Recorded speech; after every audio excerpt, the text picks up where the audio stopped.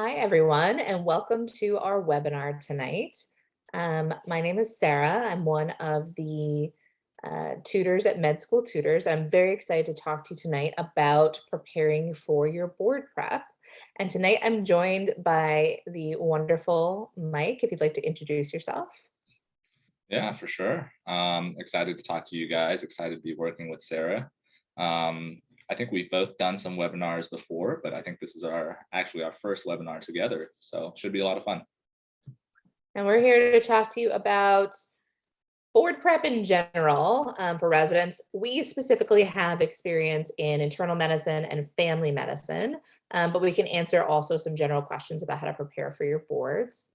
As we go through the webinar tonight, please feel free to type in any questions into the chat box. We'll answer things in a live Q&A at the end, but we're also going to try and answer some of your questions along the way. So who we are at Med School Tutors, we are a tutoring company that's been around for quite a long time, and we help people throughout their entire medical process, from pre-med through your residency and boards.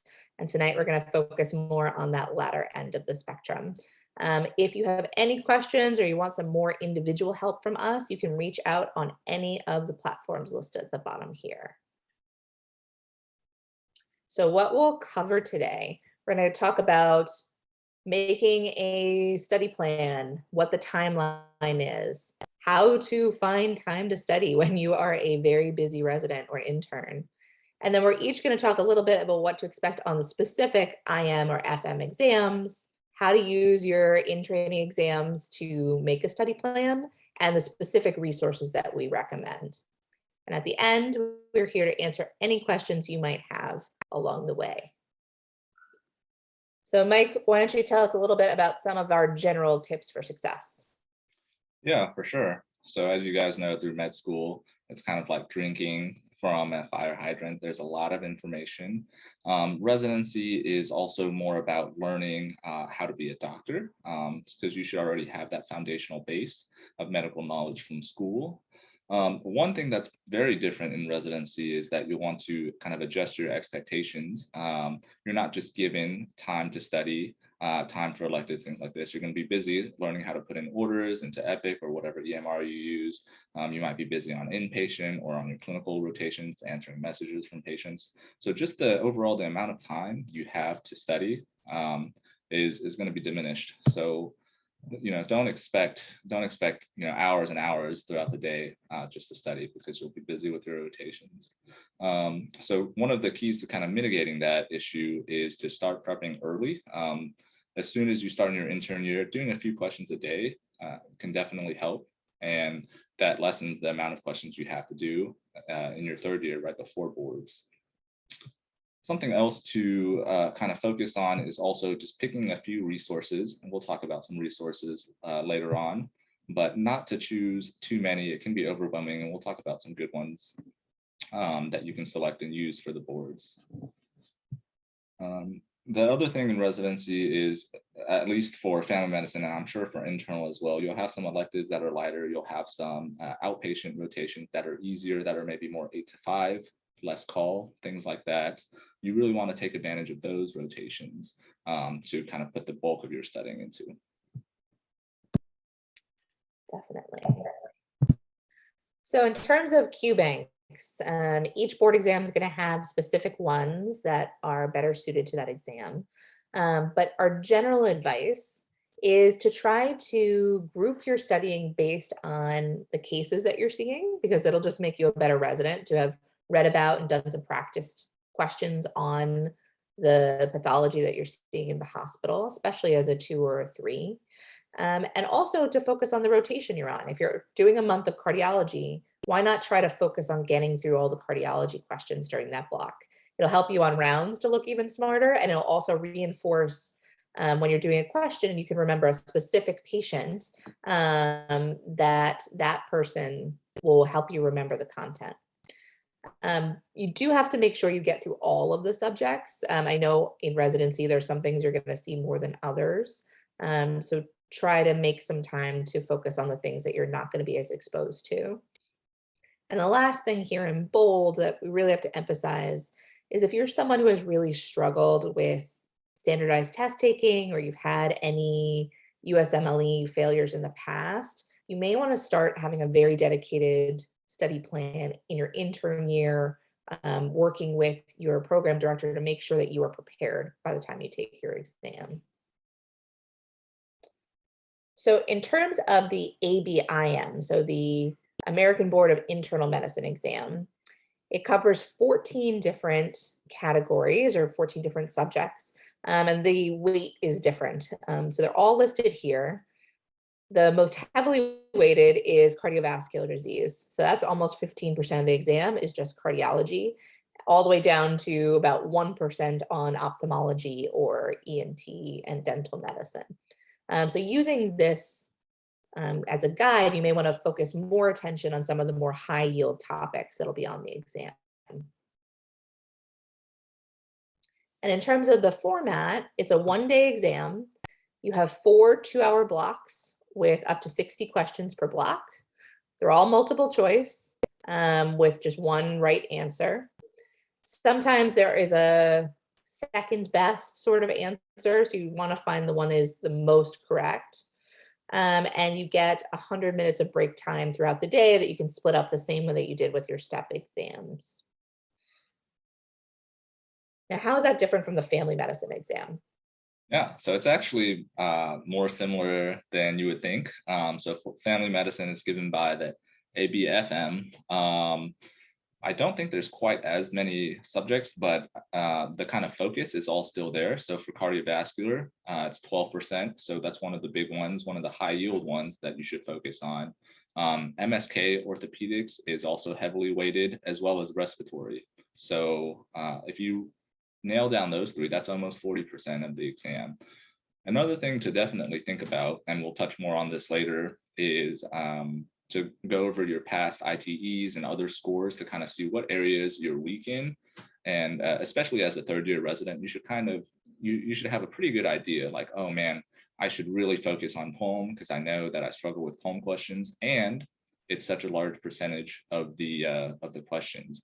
But for something else like special sensory or hem-onc, it's really only 3%. So I'm not saying you shouldn't focus on it, but there are definitely more high yield areas to focus on. The format of the ABFM exam is pretty similar. So it's offered by ABFM twice. Once in the fall in November, and then a second time in April. And actually, I think a lot of this is different than internal medicine, right? I think internal medicine is in August. We are once a year in August, unfortunately. Once a year in August. Yeah, so I think a lot of my colleagues are they're a little bit envious of the April exam format, because you can take it, be done with residency, enjoy your summer before you start as an attending. Some people, if they don't do well enough on the April one, or maybe they don't feel like they're ready, you can choose to take it in November, and that's fine.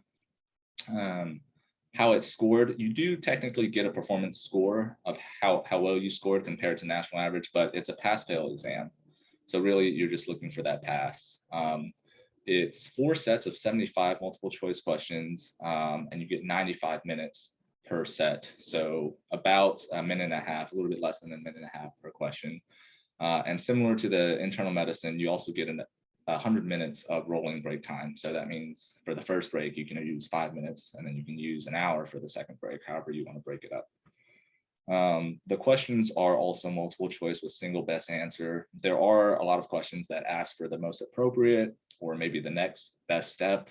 So that's something you definitely want to be aware of, because there could be 4 things that you may do in clinic, but what would you do next? For 2020, the pass rate was pretty high, but for the people who were repeating their certification or renewing their certification, the pass rate was a lot lower. So that's definitely something to take note of. And again, like Sarah mentioned earlier, if you struggle with standardized tests, this may be something that you want to work at early on in your residency.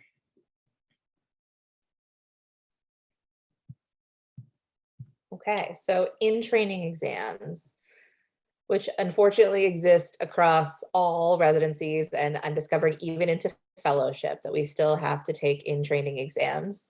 But they are very helpful for you to figure out where to focus your very limited time. So if you are an intern, I wouldn't stress about it too much. I think it will just help you figure out whether you are kind of on track with an average intern in your specialty or whether you're someone who might be struggling a little bit more. If you're someone who's scoring above the 30th percentile, it can be a way for you to figure out what your weaknesses are and what are some things that you need to learn about that year. It's, learning how to be an intern. If you're someone who's scoring on the lower end, lower than the 30th percentile, maybe that's going to trigger you to make a more longitudinal study plan. And then once you get into your second year, then you want to make sure that you're filling in any holes in your knowledge based on the weaker parts of the exam. And to make sure that you're also fitting in anything that you might not be seeing. Let's say you don't really get to do a rheumatology elective or something like that, to make sure you're covering all of the material. And then your third year is when you're kind of making a study plan for the test, and make sure you are reviewing all of the material, that you're focusing on weaker areas, and have dedicated study time. I don't know if you have any other tips for how to use the ITEs, Mike. Yeah, so I think for us, we were really told not to study too hard your first year. That way you kind of get a true indicator of what your strengths are, what your weaknesses are in terms of all the different topics that are tested. And then from there, that can be used as kind of a blueprint moving forward into where you should direct your studies. Definitely. And what are some warning signs? Yeah, so I think this is a great slide, but the first one is that at least at our residency program, and I believe at most, if you score in the bottom quarter, so in the bottom like 25th percentile, usually your program director or your APD will kind of have a talk with you, and maybe just a little bit of a like a slap on the wrist, like, hey, what happened? Maybe you just finished like a 28-hour call, or maybe something in your private life where you didn't score as well, but they'll definitely kind of talk with you and see what's up.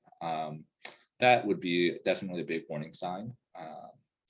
Something else to know, I think we kind of already both talked about it, so I won't be the dead horse, but if you've had a history of struggling, so if you had to take step 1 a couple of times and maybe you struggled with step 3, something like that. Any issues with previous standardized tests, this is just another standardized test. So that's something you kind of need to look out for. But at this point, again, in your career, that's something that you should be well aware of. Something else to kind of watch out for is if you notice in your daily or weekly didactic conferences, if you're really struggling to understand, or if you feel like you're falling behind your peers, you don't understand the questions that they're asking, that may be a red flag as well. That says, hey, maybe I'm not exactly where I should be, and what can I do to kind of remedy that? Definitely. And for all of those situations, you may want to consider more than just your standard, review book and a Q bank. You may want to think about review courses or working with your program director or signing up for tutoring to help you, organize a study plan. Yeah, for sure. So, I was just yeah, gonna go ahead. I think one thing is it doesn't hurt to ask for help or to ask somebody. It shouldn't be seen as like a sign of weakness. If anything, it shows that you realize that something might be wrong and you want to improve. So I think that's important to delineate. Definitely. And I think some of the most common mistakes, number one, I think, is waiting until you are at the end of your final year to start studying. Some people are getting to, a couple months before the exam and think, now's my moment that I'm going to get through all of this while you're still a resident doing rotations. It's not a realistic approach. The flip side of that is people who are a couple months into intern year and think that they are going to read all of MixApp or read all of the review book that you choose. Also not a realistic approach when you're trying to, be a good intern, take care of your patients, and sleep sometimes. So you just have to pace yourself. It's a marathon. And I think you also just have to be very realistic. Whatever study plan you come up with, you're not going to stick to it. You're going to have nights where you were just too tired, or you didn't get out late, or anything like that. So you just need to be flexible to make sure that you, in the long run, are going to have enough time to study as much as you need to.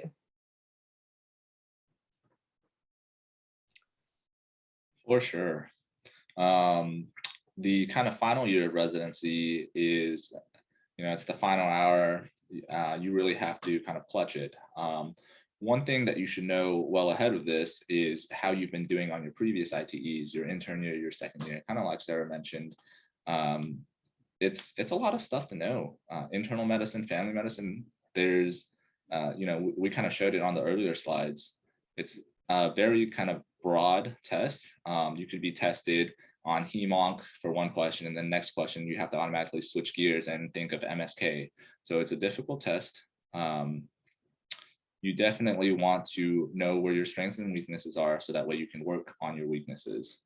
Another thing in your final year that you should take account of is making a study calendar. So for us, I think we got our rotation schedules in like June or something like that, but be smart about it. Pick the easy months to study. If you know you're going to be on nights, and maybe nights for you are really busy, but maybe they're not. Maybe you get a few pages here and there, but you have to be awake anyways. Use that time, do some questions, read your review book. Another thing is definitely be realistic. There's no way I'm going to get through 100 UWorld questions and like 10 pages of my review book a day, as well as especially not when I'm on inpatient, right? So definitely be realistic in your planning. And I think also planning some break time. You don't want to burn out. You don't want to finish all the UWorld questions and have nothing left to study in like the month of March right before your exam. Definitely another thing to keep in mind of is to kind of set aside a budget to purchase the resources. UWorld can be expensive, the books are expensive. I know some residencies will cover the cost of the exam, but if they don't, the exam, at least the ABFM exam, is $1,400. So definitely think about that. I think is also $1,400. Yeah, there you go. That's highway robbery. But set aside a budget for that. And then also ask around. Ask your upperclassmen what they did. Ask your recent grads what they did. And if you really need to, ask your program director, ask the faculty. Don't be afraid to ask for help. So resources, there are a million. If you just Google what should I use to study for ABIM, there'll be tons of things. So I think the most common Q banks for ABIM, MixApp is probably the most common. I think a lot of residencies will pay for you to get access to it. Plus or minus about whether or not you're going to have access to either the virtual book or the physical ones. I have to say the MixApp questions are really helpful for learning the content, but they're not that similar to what's on the actual exam. And to get through all of the MixApp books is thousands of pages. So depending on how quick of a reader you are and how much dedicated study time you have, that can be dicey. UWorld is much closer to how it's actually on the actual exam. So a lot of people mix those two together to learn the content and then use UWorld to practice for the test. The New England Journal of Medicine QBank is a newer one in the last couple of years that some residency programs are paying for. Also not similar to the way it's phrased on the exam, but does cover a lot of the content. And then in terms of review books, the Board Basics book that comes with MixApp is really great for just rapidly reviewing like content or associations in the weeks leading up to your exam, but not really sufficient to cover everything. A lot of people like the Mayo Clinic or the Johns Hopkins review books. They're a little bit shorter than MixApp and maybe something that you could actually read a lot of during residency. So worth trying out. Med Study has a lot of review videos. They also have their own QBank and pre-made flashcards for you that a lot of people like. Rosh Review does review courses. Same thing for Med Challenger. Some residencies actually will do either in-person or virtual review courses. So that can be a great option. So all of these are different, and I would ask people at your program what they've used, what you get for free, because all of these things are a little bit pricey. And kind of when in doubt, get a sense of what other people have found to be helpful. So how is that different for the family medicine exam? For sure. I think that's a good tip to kind of ask around, see what other people use. I have some of the same ones, some of them are different. But out of the list, between the two of us, we had like 15 to 20 different resources. I would say pick a handful, pick a book or some foundational base that you like, and then a couple of question banks and go from there. I would not recommend using all of these. It's just too much. But for the family medicine, 2 banks and a book is enough. Yeah, I think so. Maybe if you're really edgy, try 3 Q banks, but yeah, anything more than that is just kind of overkill. And you want to enjoy your time as much as you can at whatever time you have in residency anyways. So for family medicine, it's kind of the same kind of difference. I think the most useful resource, and I put it here at the top, is your previous ITEs. So I don't know how it is for you guys, but we have about, I think they're like 240 question ITEs. After you've taken it, a few months later, the score comes out, as well as the multiple choice critique, or like the explanation of all the answers. So for us, we get a list of the things you got wrong and the educational objectives behind those questions. So it helps you figure out the content, but doesn't necessarily show you the exact question. Okay, interesting. A little bit different. Yeah, so I can see why maybe you didn't have that on. For us, for family medicine, you definitely do get those, and you break it down. They have questions, they explain the correct answer, why the wrong answer choices were wrong, and they break it down in terms of percentage of how you did compare to your peers, as well as what sections you were weak in. So the IT is definitely a huge boon. Plus, it should be free. Your program should cover it. So that's, I would say, if you could pick one resource, that's the one I would pick. The next one, it's a free QBank. It's the AAFP QBank. Well, free, but you have to be a member, but all the residents get free membership. So the AAFP question bank is a good one. That one, I feel like the explanations aren't quite as good, but there's also like almost 2,000 questions for free. So I think back when I was in residency, you do maybe 10 of those a day or something, or do 50 a week, however you want to schedule it. That's definitely a good way to kind of get started. The UWorld QBank is always good. I think, we've been using UWorld since like MS1 or MS2 year. You're familiar with it. UWorld is nice in that it lets you break down the questions you want to do by subject. So if you're really bad at pulmonary, you can do all the pulmonary questions in UWorld. And the explanations are great. I think the questions are on par, if not maybe a little bit harder than what you'll see on the boards. Whereas the AFP and the old ITE questions, those are pretty much on par. The ABFM QBank is another free QBank, but this one I think is it's really, really wordy, and all the questions are like paragraphs. So that means all the explanations are in paragraphs. So not the best one, but if you want another QBank, it's there. The rest, kind of Sarah already mentioned. I think in our residency, we had Med Challenger courses. So there were some videos and some questions attached to those videos that were solid. You can also break those by topic. TrueLearn, I myself have never used, and I know Rosh Review does some good questions as well. And of course, you can always come to us. So if any of this leads you to have some very specific questions about your situation, you can definitely reach out to us at Med School Tutors. We can help you just in sort of planning, coming up with a schedule, figuring out what resources are best for you, and also having, one-on-one tutoring sessions where we go over content and test taking skills and all of those things. And you may even see Mike or I if you arrange for a session. But Yeah, for sure. now, no pressure. But now, if you have any questions at all, please feel free to type them in the chat, and we will try to address as many of them as we can.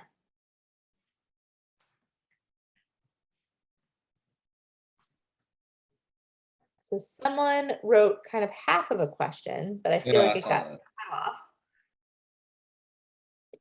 So if you want to throw that back in there, we'll try and answer it.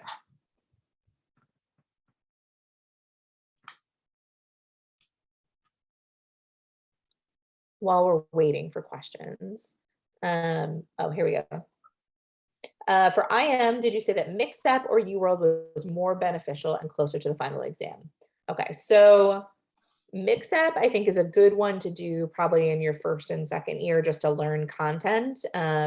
It's very lengthy explanations. They're kind of long questions.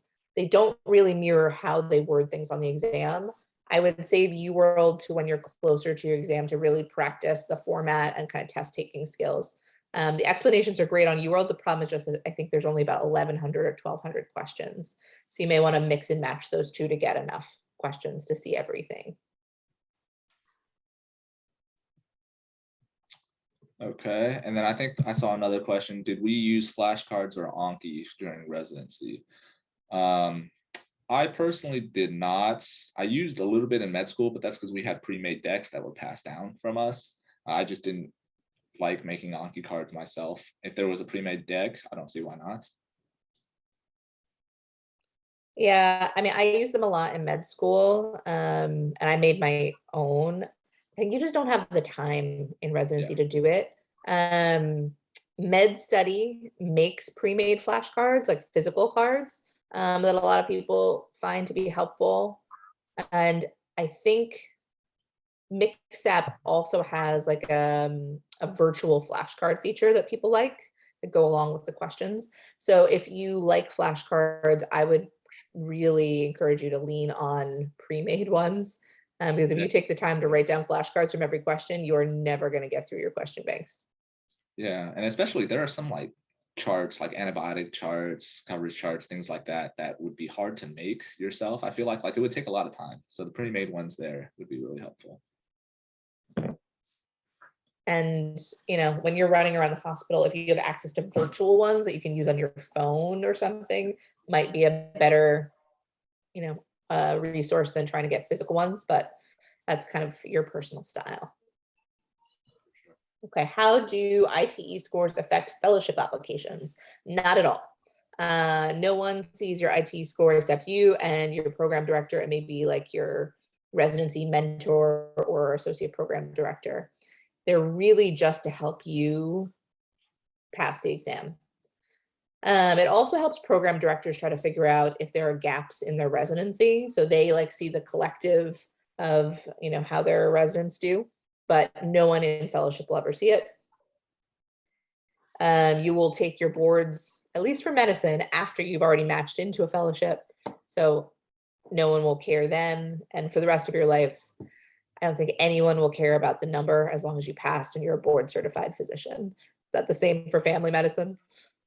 So our scores come out in like May, June, but by then you'll have already matched, like if you want to do a sports or OB fellowship. So no, nobody really cares about your scores. No.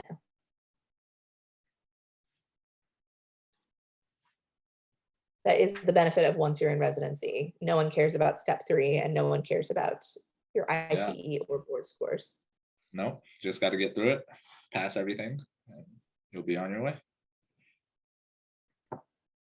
Okay, before we maybe wrap up, any other questions that people have, throw them into the chat. If not, I hope this has been super helpful. If there are questions that you think of later, you can always email or call med school tutors and see if there's a way that we can answer any questions that come up for you. We're here to help in any way that we can.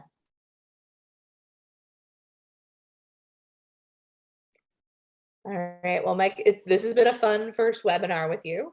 Yeah, Hope we it's get been to do fast. more in the future. Yeah, likewise.